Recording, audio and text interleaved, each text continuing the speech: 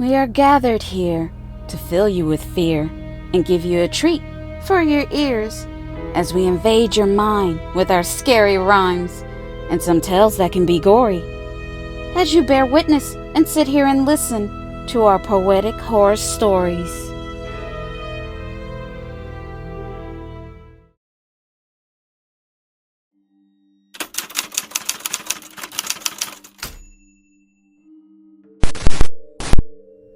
Hello, my name is Stacy, and I had a dream of this thing, a creature that had no face.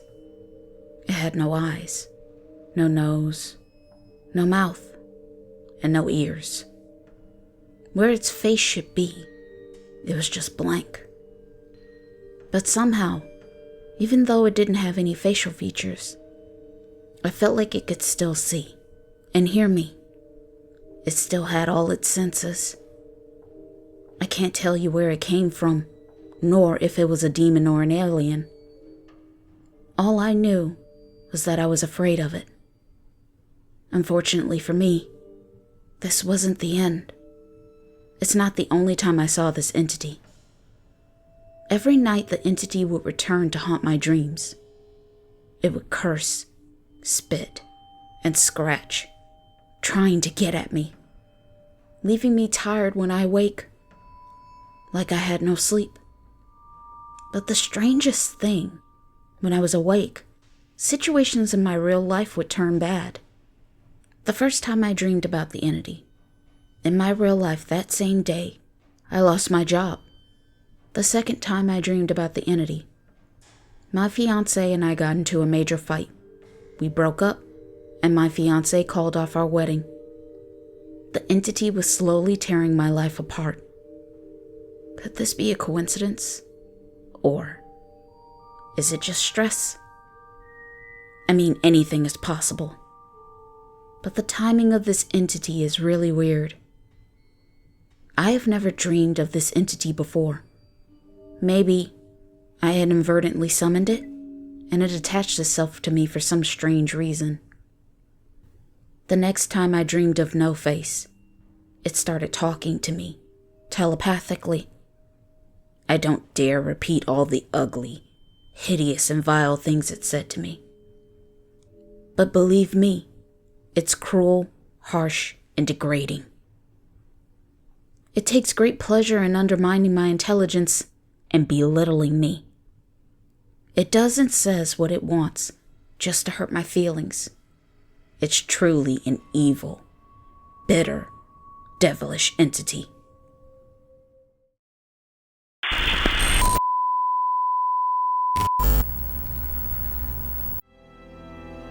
This is just a friendly reminder to please like and comment to let us know how we are doing so far. We would love to hear from you all. And if you're new, please subscribe and become a part of the PHS crew. And we thank you.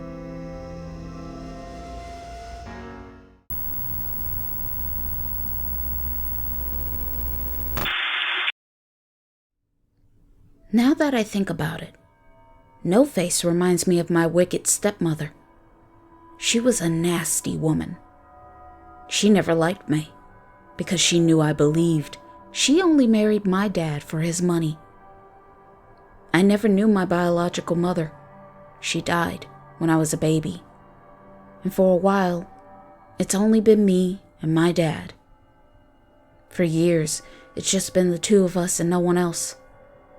Till one day, out of the blue, Abigail came along.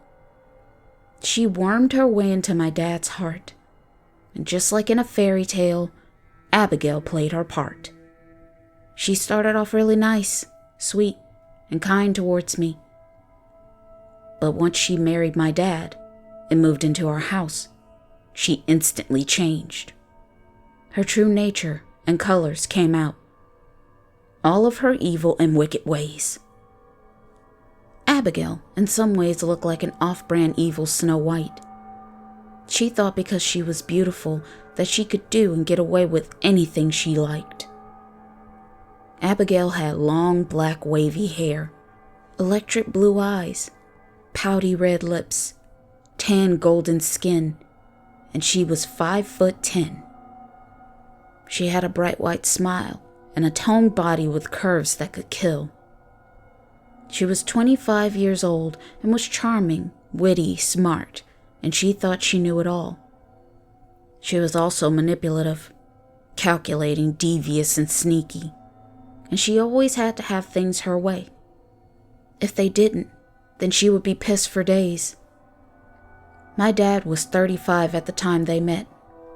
My dad was a very handsome, charming, kind, wealthy, but smart businessman. My dad and Abigail dated for a couple of months. Not long. And the next thing I knew, my dad popped the question to Abigail. Of course she said yes. They eloped to Las Vegas, where they married. I forgot to mention that Abigail was my dad's personal trainer. Unfortunately, my dad wasn't thinking with the right head. I was 10 years old when my dad married Abigail. My dad used to travel a lot and leave me alone with Abigail while he was on his business trips. This would be the worst time because Abigail would make my life a living hell. She would wake me up at 5 a.m. every morning, 3 hours before school, just to start on household chores and to make her breakfast and for me to leave the tray outside of her bedroom door. Then I would have to rush to get dressed for school, eat my own breakfast, and make myself lunch. And a lot of the time, I would only have a few minutes left to make it to my bus stop before my bus would come. Sometimes I didn't make it, and I would miss my school bus. Abigail would taunt me and tell me too bad. It looks like you have to walk. Even though my dad's car was right there. But she didn't care. And when I arrived home from school, she would put me straight to work, with washing and folding clothes, cooking her dinner, and washing the dishes afterwards. I would barely have time for my homework and to study. Before my dad would arrive home, she would threaten me, not to tell my dad all about the mean and cruel things she would say and do to me. She would tell me my dad wouldn't believe anything I say anyways, because she had him wrapped around her finger. And like a fool, I believed her. I was so afraid of Abigail. She told me it would be my word against hers, and my dad would have no choice but to believe her because she was an adult.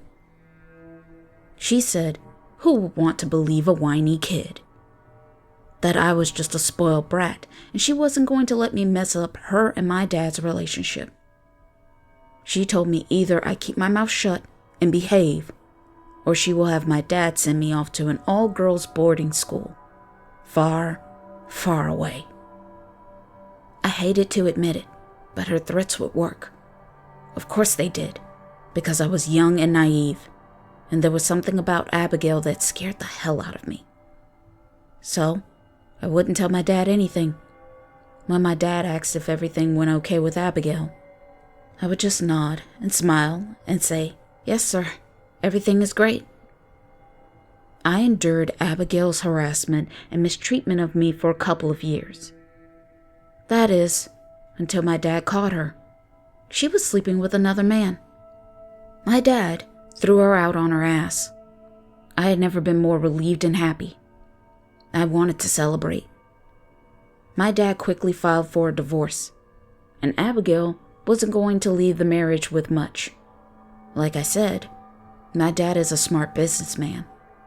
Before they eloped, my dad had Abigail sign a prenup. She was now completely out of our lives. But a few months later, my dad received the bad news that Abigail was found dead. She had deleted herself. And now, 10 years later, I'm seeing this no-face entity. Now I'm wondering if this creature I see in my dreams, really, could it be Abigail? Has she returned?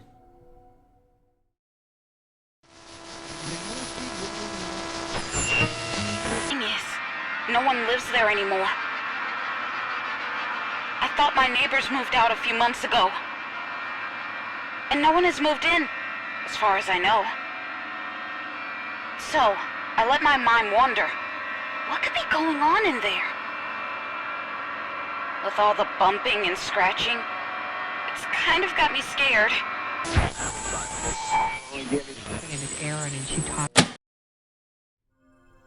Yes, now that I'm thinking about it, this makes logical sense. That Abigail could be this no-face entity stalking my dreams. It would be like her to do something like this to me. For her to come back and to torture me in my sleep. Why not? She blamed me for my dad divorcing her and for her losing everything. Now she is back to take away everything from me. Abigail never took accountability when she was alive, so her blaming me for my dad divorcing her isn't a surprise.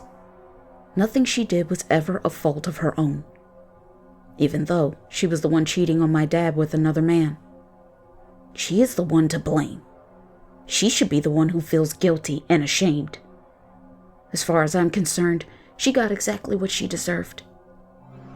She was a married woman, and on top of that, she was treating me cruelly and badly.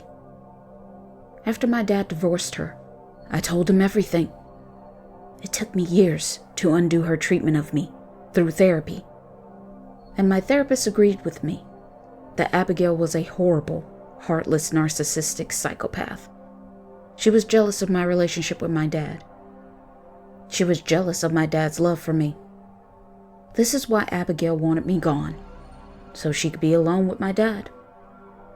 She wants to take me away from him. But I wasn't going to let that happen.